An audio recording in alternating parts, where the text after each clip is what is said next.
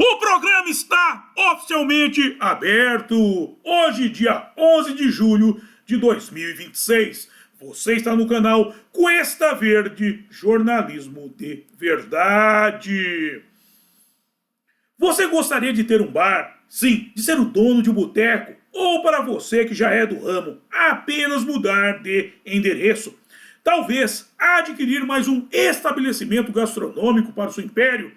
Bem, o Naldo's Bar está à venda. Sim, o meu amigo Naldo quer se aposentar e, por isso, está vendendo o seu bar. Bar que fica em um ponto privilegiado na divisa entre Santos e São Vicente, junto aos tambores. Com um detalhe, por se tratar de um estabelecimento tradicional, você estará adquirindo mais do que um bar. Estará adquirindo uma história. Logo, entre em contato com o Cuesta que eu faço o meio de campo entre você e o Naldo, ou vá diretamente lá, sendo que o contato do Cuesta e o endereço do Naldo's Bar estão na descrição, sim. E hoje é sábado e eu tenho um aviso para você, um aviso importante, um recado muito importante. Você tem um encontro marcado lá no Naldo, sim, um encontro marcado com uma geladinha. Por isso, não se atrase, porque ela pode esquentar. Dito isso, livro de oração em mãos, quem não o tiver, mãos em posição de prece e muito respeito, que respeito é bom e a divindade gosta. Página 70, oração ao Senhor. Ó Senhor, é Alcantare, fonte de todas as luzes, de todas as forças, de todas as sabedorias, de todos os amores. Dai-nos a luz, dai-nos a força, dai-nos a sabedoria, dai-nos o amor. Ó Senhor, nosso Pai, protegei a terra, planeta, do amor. Protegei-nos de todos os males. Dai-nos o futuro, ó Senhor. Muito obrigado por nos dar a luz. Agradecemos de coração.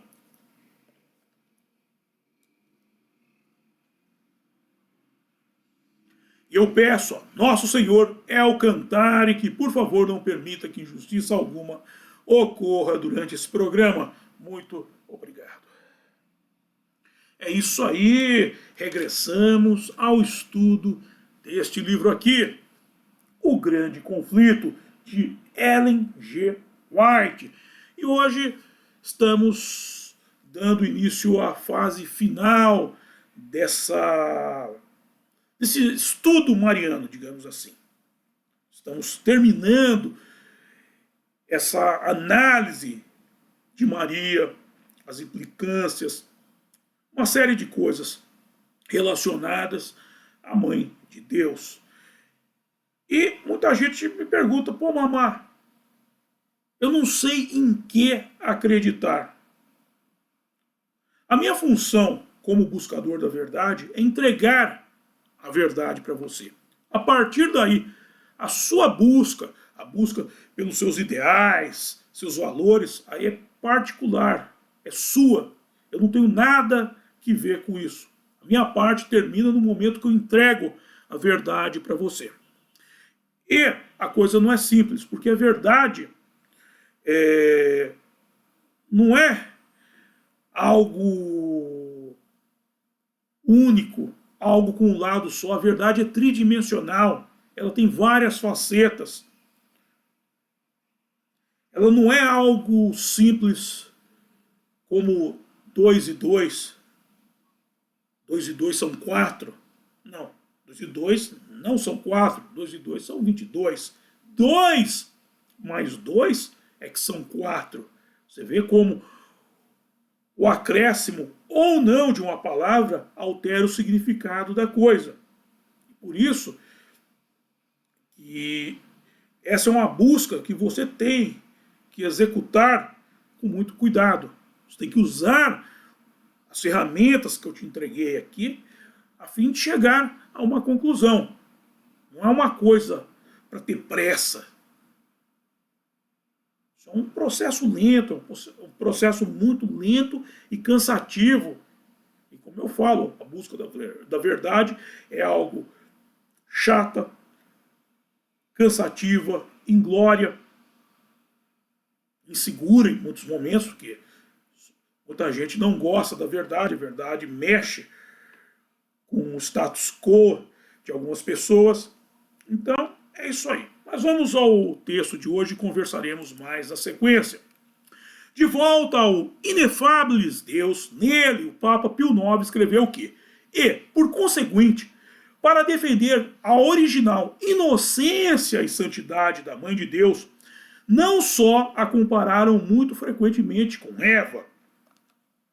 Em 27 de fevereiro de 2023, no site FIRM dos Ministérios Relacionados à Fraternidade de Israel, publicado foi o artigo de autoria de Carla Mutnik, alcunhado de Eva em hebraico e a palavra para a vida na Bíblia. Eva em hebraico e a palavra para a vida na Bíblia.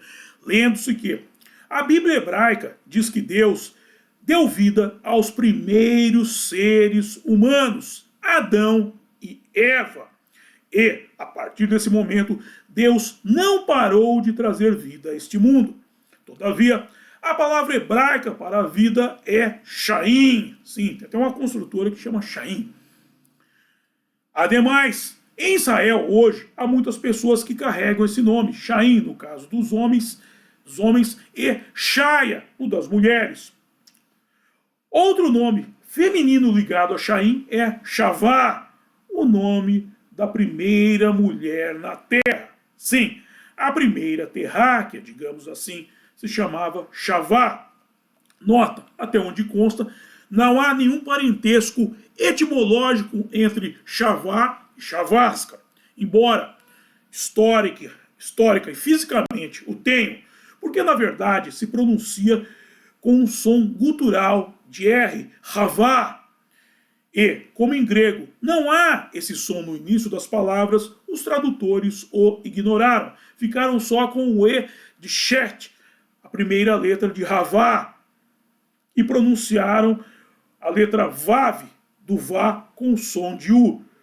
Por fim, Havá virou Ewa. Contudo, o U em grego é representado pela letra V, fazendo com que em latim Havá virasse Eva. De volta ao texto da senhora Mutnik, todavia, a primeira terráquea chamava-se Havá, que significa viver, dar vida ou respirar. Adão deu o nome de Eva à sua esposa porque ela se tornaria a mãe de todos os vivos, como consta em Gênesis, capítulo 3, versículo 20. Quando ela deu à luz, Deus deu vida aos pulmões de seu filho. Eva foi a mãe de Caim, Abel, Sete e muitos outros filhos e filhas, sim. Aí nós vamos entrar nos textos apócrifos, que falam que Adão e Eva continuaram seguindo a orientação divina, povoar o planeta. Mas não se sabe qual é a língua que Adão e Eva falavam, pois a Bíblia não diz nada sobre isso. Só se sabe que eles receberam nomes hebraicos. Logo, Eva significa respirar e Adão, humano. Ou seja, o duo representa aquilo que difere um terráqueo de um alienígena, que é a capacidade de consumir oxigênio.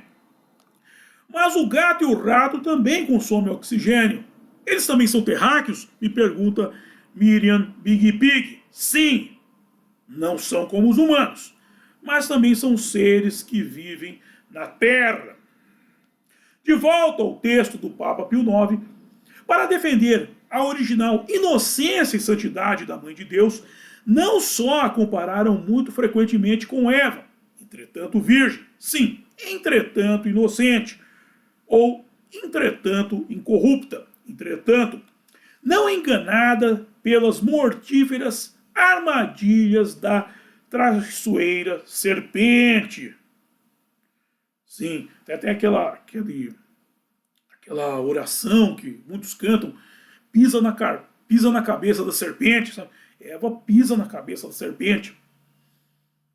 Entretanto, não enganada pelas mortíferas armadilhas da serpente, mas também a antepuseram com maravilhosa variedade de palavras e pensamento.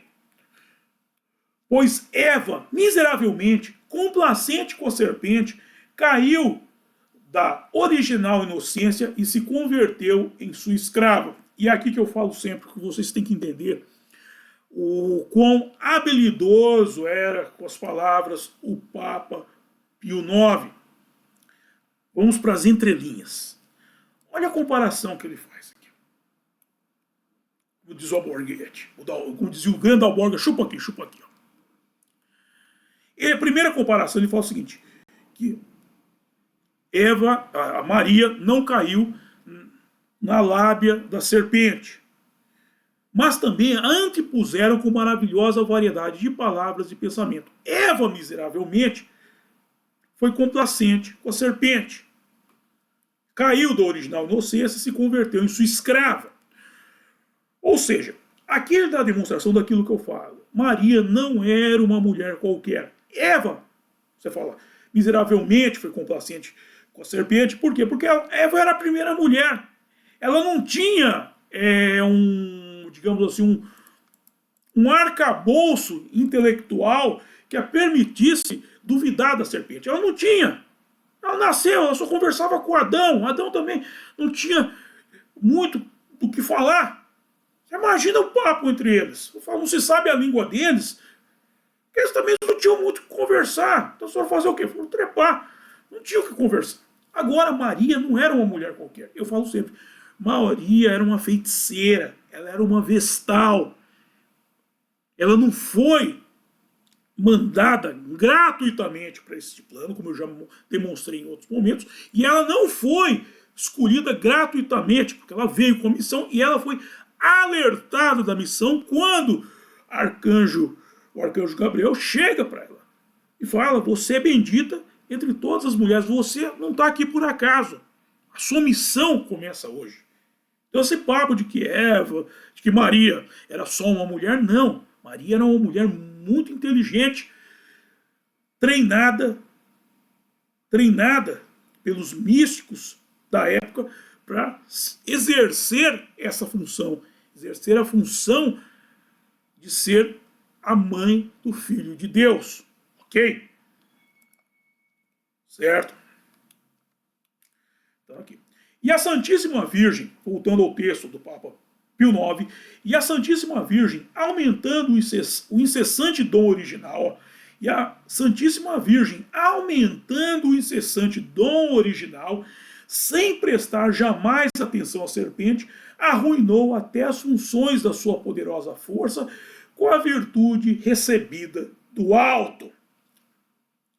Atestaram que a carne da Virgem, tomada de Adão, sim, aqui seguindo sempre a orientação de que essa linha do cristianismo católico, ele vem diretamente, essa árvore genealógica vem diretamente de Adão, ok? Então, quando fala que seriam os primeiros humanos, eles são os primeiros humanos oriundos da colônia experimental do Deus hebreu. Atestaram que a carne da Virgem tomada de Adão não recebeu as manchas de Adão, ou seja, o pecado original, e, de conseguinte, que a Virgem Santíssima e o tabernáculo criado pelo mesmo Deus, formado pelo Espírito Santo, que é verdadeiramente de púrpura, o novo Bezalel, o arquiteto que coordenou a construção do tabernáculo. Quando ele fala o novo Bezalel, é o próprio Deus, o arquiteto que coordenou a construção do tabernáculo, elaborou com variados labores de ouro, que ela é, e com razão celebrada como a primeira e exclusiva obra de Deus. Sim, a primeira e exclusiva obra de Deus é Maria. Maria foi enviada para Deus com a missão e ela exerceu essa missão, ou seja, Maria é parte do plano divino. Ela não é uma mulher qualquer, como falam os evangelhos.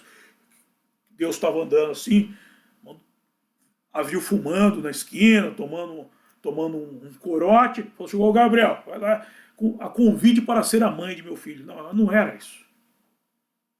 Eles tentam, inclusive, passar essa pecha de prostituta em Maria. O negócio é triste, hein, meu?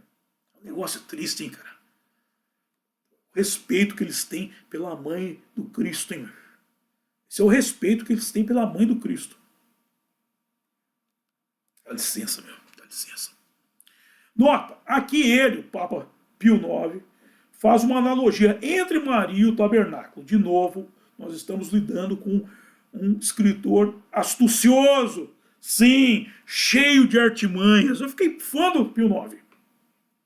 Aqui ele faz uma analogia entre Maria e o tabernáculo, dado que Deus entrava no tabernáculo em Êxodo, capítulo 40, versículos 34 e 35, se lê que a nuvem começou a cobrir a tenda de reunião e a glória de Jeová encheu o tabernáculo.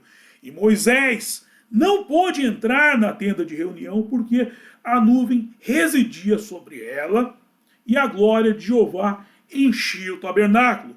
Por fim, o Verbo se fez carne quando a glória de Deus preencheu o ventre de Maria. Sim, o Verbo se fez carne quando a glória de Deus preencheu o ventre de Maria. Vocês entenderam? Moisés, como Moisés não podia entrar no tabernáculo, porque lá estava com a glória de Deus, nenhum outro homem podia entrar no ventre de Maria, penetrar em Maria, porque a glória de Deus estava dentro dela. É, gente, é um negócio maravilhoso. Isso aqui, cara, é o que eu chamo da... Isso aqui que é eu gosto muito da Igreja Católica. Eu só vou fazer aqui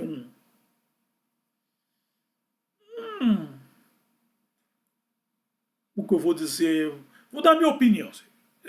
Como eu falo sempre, eu não tenho nada que ver com a regência da Igreja Católica, com as decisões que eles tomam. Eu não tenho nada a ver com isso, eu não sou católico. Mas uma coisa que eu gosto muito dentro da Igreja Católica é o fato de que os padres têm que estudar. Tem que estudar. Não é um analfabeto que eles pegam aí na rua, só porque o cara fala bem, o cara tem uma lábia, eles o vestem com um ternão, colocam uma Bíblia debaixo do braço dele e depois o mandam para cima de um palco para ficar falando, expulsando o diabo. Não, o padre ele tem que estudar, ele não é um qualquer. Ele tem que estudar. Você pega os últimos papas, com exceção do Bergoglio, João Paulo II, Bento XVI, agora o Leão XIV, todos são intelectuais. O cara não chega a papa por acidente. Isso é uma coisa que eu acho fascinante na Igreja Católica.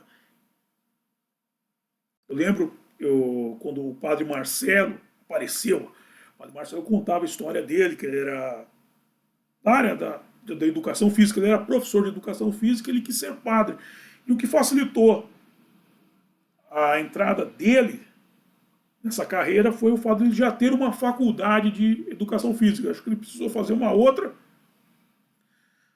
Eu não sei, talvez de teologia, não sei se de faculdade de teologia, eu não sei. Aí eu não sei, realmente. Eu sei que ele falou que o fato de já ter uma faculdade foi meio caminho andado, só precisou fazer mais uma outra. E você vê, parece meio elitista isso, mas você precisa ter uma elite intelectual para comandar uma igreja, uma religião. E aí, nesse ponto, os evangélicos pecam. Como eu falei, eles pegam um cara que está lá na rua, o cara pode ser analfabeto, pode ter sido bandido. Eu vou contar uma história para vocês falando isso. Rápido. Uma vez, eu tinha ido até a Liberdade para ver acho que era o Tanabata Matsuri. E começou a chover. Só choveu, uma chuva forte. E eu me refugiei dentro de uma igreja evangélica. Ganhei até uma Bíblia lá. O cara me deu uma Bíblia. Você quer uma Bíblia? Eu já tenho uma. Mas fica com essa aqui, um presente. Tudo bem, um presente eu recuso. Mas sendo uma Bíblia. Uma Bíblia meio estranha também. Tem umas coisas faltando lá, mas tudo bem. Não vou entrar em detalhes. E aí, eu falei, vou ficar no cantinho aqui quietinho, que eu não tenho nada a ver, que eu só estou fugindo da chuva. Vou ficar aqui no meu cantinho quietinho, não vou falar com ninguém, não vou me misturar, para não ofender até, falar, pô, você entrou aqui por causa da chuva, né? Não sei o quê. Aí, é uma igreja evangélica, ou seja, deveria ser a casa de Deus, ou seja, Deus deveria, pelo menos, fornecer uma guarita para os seus filhos. Aí eu entrei lá e tinha um cara em cima do palco. O cara está contando a história da vida dele, como que Deus mudou a vida dele, como que Jesus entrou na vida dele. E ele falou, olha, eu já fui preso 32 vezes. Eu falei, pelo amor de Deus, cara. Mas não precisa ter mais medo de mim, que eu não sou mais bandido. Eu falei, graças a Deus, cara. Isso aí, graças a Deus, isso aí é um milagre que Deus operou. Mas você vê, é um bandido. O cara foi preso 32 vezes, agora está em cima de um palco, de um altar, lá num púlpito, falando pro pessoal. Então, você vê que... E aí é gerência também, questão gerencial da igreja evangélica, não tenho nada que ver com isso. Eles fazem a sua gerência da forma que eles quiserem, eles chamam o que eles querem para ser pastores, isso não é problema meu, eu tenho nada que ver com isso. Só que é uma diferenciação. Eles podem pegar qualquer um por lá.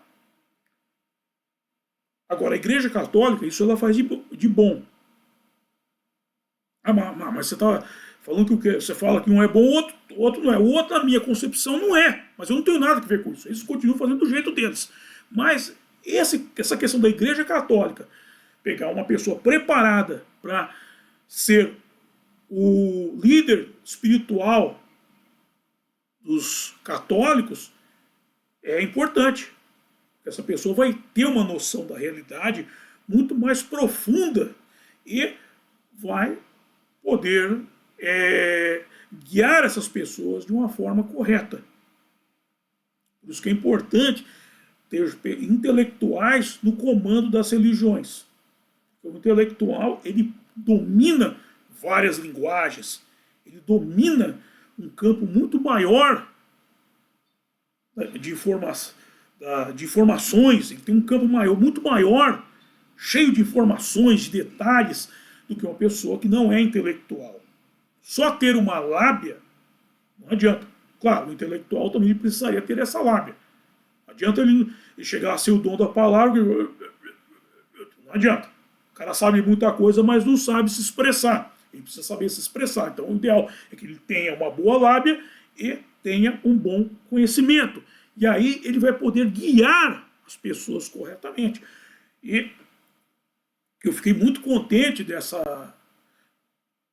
estudo, desse livro aqui, O Grande Conflito, que eu quis entrar realmente na mente dos evangélicos, entender a mente dos evangélicos, porque eu pude me deparar com um texto fabuloso como esse texto, Inefáveis Deus, do Papa Pio IX, e com um papo, um intelectual com tamanha habilidade com as palavras. Fiquei muito impressionado com isso, fiquei muito feliz de poder enriquecer o meu conhecimento com o texto deste fantástico Papa. Ok? E, dito isso, eu encerro o programa de hoje e vamos para a hora de passar o chapéu, que é a hora que eu mais gosto, é a hora que vocês mais gostam também, que é a hora em que eu ganho uma graninha. Bem, vamos para a descrição do programa. Nele eu estou disponibilizando os métodos de arrecadação de fundo por via direta e via indireta. Por via indireta, os meus livros, a começar por A Máquina da Verdade, ó, desse livro Menino Veste Azul e Menina Veste Rosa, pode dar para a molecada, que a molecada irá adorar. Aí falando de padre, tem algo a respeito neste meu outro livro aqui, o romance A Saga de Kid Winchester, sim, para os adultos. Pô, mas o que tem de padre aí? Vai ver. Compre o livro e lê, que você vai ver algo interessante nele. Ok? Não tem nada desse negócio de fantasia erótica com padre, essas demências aí. Tem mulher que tem fantasia de transar com cara de batina e tal. Para transar, o pessoal tem que estar pelado e não de batina, mas tudo bem, deixa para lá.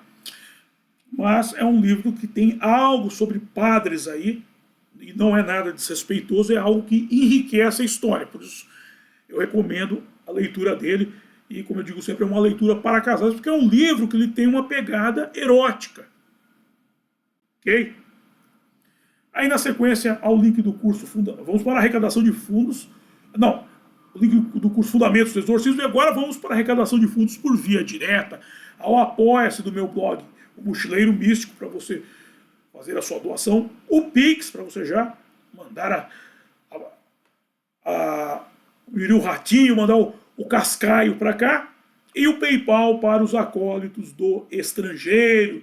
Aí na sequência tem o link do meu álbum de rock em parceria com o meu amigo Renato Pop, com letras de Mateus, o contato do Cuesta para você mandar suas dúvidas, sugestões de pauta e coisa e tal, e o link do grupo do Cuesta no Getter, o nosso canal no Getter, e no WhatsApp. Esse é o nosso canal mais estreito de comunicação. E por fim, Naldos Bar, o ponto de encontro dos acólitos. E, extensão Denilson, todos os cargos. Próximo evento, Os Segredos do Mundo Espiritual, por Ryonosuke Akutagawa. Arquivos Akáshicos, no sábado, dia 18 de julho de 2026, às 6 horas da tarde, às 18 horas. No sábado, dia 18 de julho de 2026, às 18 horas, Os Segredos do Mundo Espiritual, por Ryonosuke Akutagawa. Arquivos Akáshicos. Dito isso, quero agradecer a todos vocês que me acompanharam e até a próxima. Bye!